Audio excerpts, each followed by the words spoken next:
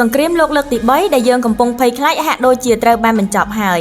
កាលពីយប់មិញលោកដូណាល់ត្រាំបានប្រកាសពីការបញ្ចប់ចំនួនដែលធ្វើឲ្យយើងនាំគ្នាភ័យខ្លាចថាអាចនឹងផ្ទុះទៅជាសង្គ្រាមលោកលើកទី3រឿងរ៉ាវនេះបានចាប់ផ្ដើមកាលពីម៉ោង 12 កណ្ដាលយប់នៅពេលដែលអ៊ីរ៉ង់បានបាញ់មីស៊ីលសងសឹកទៅលើមូលដ្ឋានកងទ័ពអាមេរិកនៅកាតាអ្វីដែលគួរឲ្យកត់សម្គាល់នោះគឺមុនពេលបាញ់អ៊ីរ៉ង់បានប្រាប់ទៅអាមេរិកនិងកាតាមុនដើម្បីកាត់បន្ថយផលប៉ះពាល់ដែលអាចកើតឡើងទូរទស្សន៍ជាតិអ៊ីរ៉ង់ថែមទាំងបានផ្សាយផ្ទាល់ទៀតផងដែលធ្វើឲ្យប្រជាជនមួយចំនួនចាញ់មកអបអរសាទរតាមដងផ្លូវ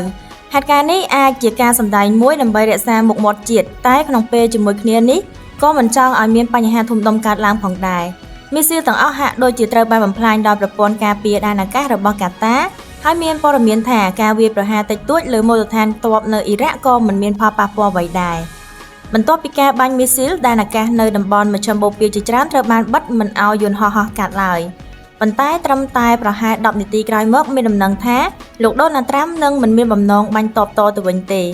នៅម៉ោង3ទៀបភ្លឺលោកដូណាល់ត្រាំបានប្រកាសលើ Truth Social របស់លោកថាការបាញ់របស់អ៊ីរ៉ង់បានបញ្ចប់ដោយមិនមានផលប៉ះពាល់អ្វីឡើយលោកបានអរគុណអ៊ីរ៉ង់ដែលបានប្រាប់មុននឹងទុកពេលឲ្យត្រៀមខ្លួនដែលជួយសង្គ្រោះជីវិតមនុស្សបានជាច្រើន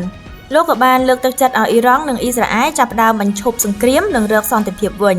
2ម៉ោងក្រោយមកនៅម៉ោង5ព្រឹកលោកដូណាល់ត្រាំបានប្រកាសថាអ៊ីស្រាអែលនិងអ៊ីរ៉ង់បានយល់ព្រមបទឈប់បាញ់ក្នុងរយៈពេល6ម៉ោងទៀតជាលទ្ធផលភ្លាមៗតម្លៃប្រេងឆៅបានធ្លាក់ចុះមកវិញតម្លៃទ្រព្យសម្បត្តិនានាក៏បានកើនឡើងមកវិញហើយអ្នកវិនិយោគដែលបានភ្នាល់ថាទីផ្សារនឹងធ្លាក់ចុះដែលយើងហៅថា short seller ជាច្រើនត្រូវបានបង្ខំចិត្តបិទការជួញដូរដែលយើងហៅថា liquidate ដោយសារការបាត់បង់